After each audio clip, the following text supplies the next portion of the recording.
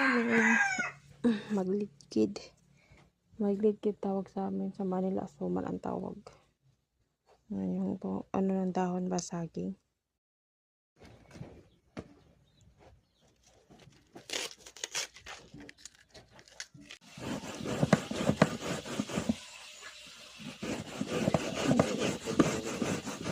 Wah, hinglobog ang sapa. Naa. Naam ganip. Ay, may intro ka man. Sige. Yun.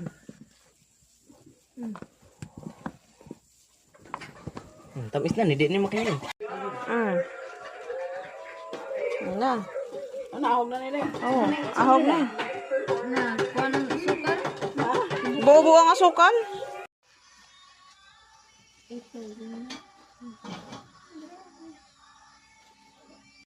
Morning, mga palangga. Oh, wala suklay-suklay.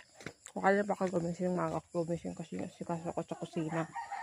Dahil kung uligpit, yun dahil sa ginawa namin gahapon, kagabi. Ito na yung suma na ginawa namin. Hindi ko siya nilagyan ng palaman at hindi ko rin siya nilagyan ng niyog. Kasi si mama bawal.